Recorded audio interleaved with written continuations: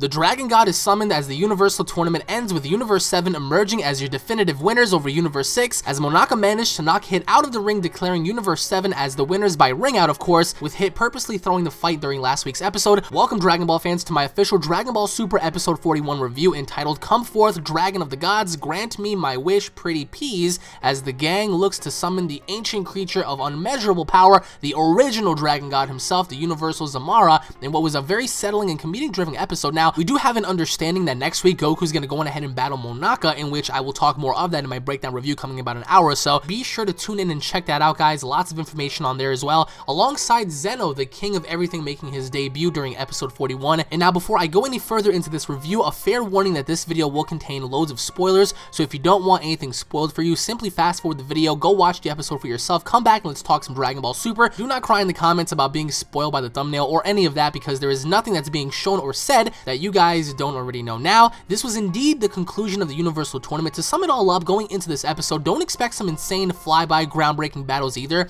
especially following Hit versus Goku.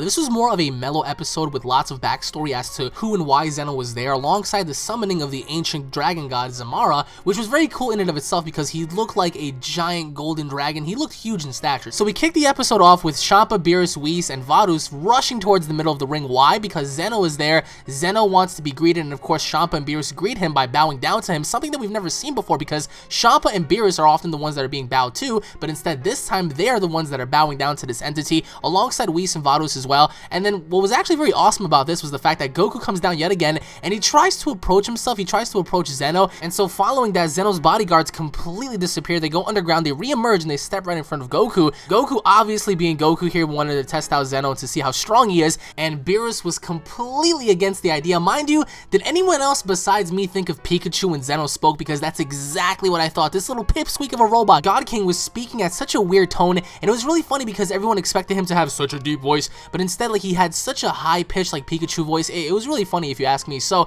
his bodyguards were there, and it's quite unknown as to how powerful he truly is, but he was just there to greet Goku and greet everybody else for this tournament. And he asked, you know, who was responsible for this tournament, and Whis and Varus pretty much spoke up, and they pretty much confessed and told Zeno what was going on, and both Beerus and Champa were sweating all over the place. They were scared, but Goku had the most balls because everyone else, even the Kais themselves, are bowing to this entity, and Goku steps right up front and he extends his hand, and as he extends his hand for, you know, gratitude and friendship and respect, everyone else is like, oh my god, what the hell is Goku doing? And Goku wants to shake his hand, and surprisingly enough, being that everyone was observing Goku and his movements and his actions and what he was going to do next, you know, Zeno walks on over and he shakes Goku's hand. Goku lifts him up a little bit, and then everyone gets like all, like, you know, antsy about what was going on, because apparently you can't really touch this deity. He is the deity of all deities, and he was just there, you know, for the sake of finding out what was going on, and Goku decided to touch him, in which case you're not supposed to do that, but of course Goku does it anyway. So Zarama, the Dragon God, was summoned, and holy shit, was he huge. He was bigger than the universe.